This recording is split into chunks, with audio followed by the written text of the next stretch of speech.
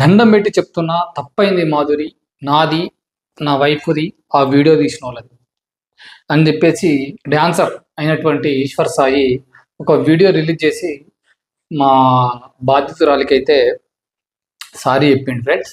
మరి ఆయన ఏం చెప్పిండు, ఏం కథ అనేది ఒక్కసారి ఆ వీడియో మీద మనం మాట్లాడుకుందాం. ఒకసారి నేను రే హాయ్ నమస్కారం, నేను ఈశ్వర్ సాయి. అసలు ఏం జరుగుతుందండి? అసలు ఏమనుకుంటున్నారు మీ అందరూ? రకరకాలుగా ట్రోల్ చేస్తున్నారు, రకరకాలుగా మీడియా వాళ్ళు రకరకాల ఇష్టం వచ్చినట్టు ఉన్నది లేని ఏది పడుతుంది రాస్తున్నారు. అసలు ఏమనుకుంటున్నారు? నేను ఆల్రెడీ క్లియర్ గా చెప్పాను కదండి, మేము తప్పు చేశాము. ఆ తప్పు ఏంటి? మేము ఎమోషనల్ గా కనెక్ట్ అయ్యాము అని చెప్పాను. ఎమోషనల్ గా కనెక్ట్ అవ్వడం అంటే మీ దృష్టిలో ఏమనుకుంటున్నారండి? అసలు ఆ రోజు అక్కడ ఏం జరిగింది? వాళ్ళు ఎమోషనల్గా కనెక్ట్ అయ్యారట వాళ్ళిద్దరు, అమ్మాయి ఈశ్వర్ సాయి ఇద్దరు కూడా ఎమోషనల్గా కనెక్ట్ అయ్యారు. మీరు అసలు ఏమేమో రాస్తున్నారు, ఏమేమో సోషల్ మీడియాలో పోస్ట్ చేస్తూ ఉన్నారు. మీడియాలలో అసలు మీకు ఏం జరిగిందని తెలుసా? మీకు ఆ రోజు ఏం జరిగింది అని తెలుసా అని అంటా ఉన్నాడు. ఏం చెప్తారో చూద్దాం. మీకు తెలిసిన 10% మాత్రమే, 90% మీకు తెలియదు. ఆ రోజు ఏం జరిగిందో మీ అందరి ముందు నేను పెట్టబోతున్నాను. ఆ రోజు మార్నింగ్ నాకు షూట్ ఉంది. ఎర్లీ మార్నింగ్ 5:30 కల్లా మేము లొకేషన్ కి స్టార్ట్ అయిపోతాం. నేను 4:15కి నా రూమ్ లో లేచాను. ఆ టైంకి అసిస్టెంట్ అనే అతను నా వాష్రూమ్ లో ఉండటం జరిగింది. నేనేం చేశాను, నేను మాదిరి రూమ్ కి వాష్రూమ్ యూజ్ చేసుకోవడానికి నేను వెళ్ళాను. ఆ టైంకి నాకు మాదిరిగా అలీనియన్స్ ఉంది. మీకు ఆల్రెడీ చెప్పాను కదా మేము. అది తెల్లారి షూటింగ్ ఉందంట. షూటింగ్ ఉండే అంటే ఈయన వాష్రూమ్ పోదాం అనుకున్న టైంలో ఈయన అసిస్టెంట్ ఈయన వీళ్ళు ఉంటున్నటువంటి రూమ్లా అనే వాష్రూమ్ పోయిందట. అయితే ఇక ఈయనకి ఆ అమ్మాయికి ఇద్దరికి మంచి అనుబంధం ఉంది కాబట్టి, ఎమోషనల్ బాండింగ్ ఉంది కాబట్టి నేను ఆమె రూమ్కి పోయినా. ఆమె రూమ్కి పోయి అక్కడ వాష్రూమ్ యూజ్ చేసుకుంటున్నా. అదే క్షణంలో నా భార్యకి ఎవరో రాంగ్ ఇన్ఫర్మేషన్ ఇచ్చారు. రాంగ్ ఇన్ఫర్మేషన్ ఇవ్వడంతో నా భార్య ఇంకా ఎవరెవరో తీసుకుని వచ్చి ఇక కథ ఈ వీడియోలు తీసుకు స్టార్ట్ చేసింది మొత్తం. అసలు నేను నాకు చెప్పే స్కోప్ కూడా ఇవ్వలే. అక్కడ నేను ఏదైనా చెప్తే అక్కడ రాంగ్గా పోర్ట్రేట్ అవుతుందేమో అని చెప్పేసి నేను అక్కడ ఏం కూడా మాట్లాడలేదు. ఎందుకంటే నేను ఒకటి మాట్లాడితే నా భార్య అసలు వినేటట్టు లేదు, నాకు కొట్టేటట్టు ఉంది అని చెప్పేసి చాలా చాలా చాలా అంటే చాలా మాట్లాడింది. ఇవి వినిపిస్తుంది చెప్పి నాకు మాదిరిగా లీనియన్స్ ఉంది కాబట్టి నేను ఆ సిచ్యువేషన్ లో మా వైఫ్ ఆవేశం వల్ల ఆమెకి ఇష్టం వచ్చి చేసింది. అక్కడ ఆ సిచ్యువేషన్ ఆమె ఇష్టం వచ్చింది చేస్తుందని చెప్పి నేను మాట్లాడే సిచ్యువేషన్ లో కూడా లేను. ఆమె నేను ఏం మాట్లాడినా సరే ఆమె రివర్స్ అయిపోతుంది. అసలు స్కోప్ కూడా ఇవ్వట్లేదు, మాట్లాడే గ్యాప్ కూడా ఇవ్వట్లేదు. ఆమె ఆవేశంలో ఏదో చేస్తుంది. ఆమె అనుకున్న రకరకాల వీడియోలు తీస్తున్నారు, రకరకాల బూతులు మా వైఫ్ కి అవుతున్నాను. గొడవలు కాదు, కుట్టు కానీ కూర్చొని మాట్లాడుకుందాం అని క్లియర్ గా మీ అందరికి ఇంటర్వ్యూలో చెప్తాం అనుకున్నాను. కానీ మా లీగల్ అడ్వైస్ ప్రకారం నేను ఎంతవరకు చెప్పాలో అంతవరకు చెప్పాను. చూసిరా, వాళ్ళ లీగల్ అడ్వైజర్ ఇంతవరకు చెప్పమని సజెస్ట్ చేసారో అంతవరకు నేను చెప్తున్నా. అసలు జరిగింది అది అక్కడ జరిగింది. మీరు ఏదేదో మమ్మ ఇద్దరి మధ్యలో ఏదో జరిగినట్టుగా సోషల్ మీడియాలో అసలు తప్పుడు కథనాలు అయితే వస్తూ ఉన్నాయి.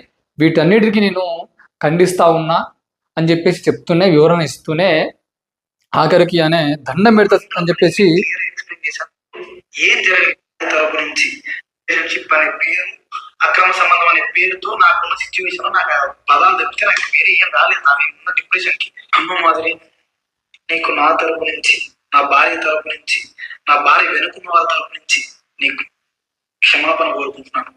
సారీ, ప్లీజ్ అర్థం చేసుకో ప్లీజ్.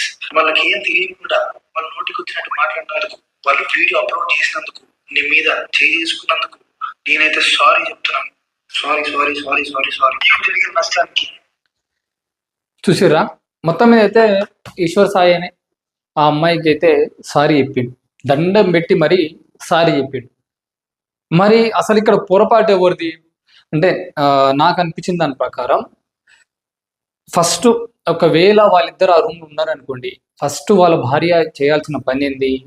ఫస్ట్ పోయి ఏంది, ఏం కథ, ఏం జరుగుతుంది, ఇక్కడ ఎందుకున్నావు అని చెప్పేసి ఫస్ట్ ఆమె అడగాలి.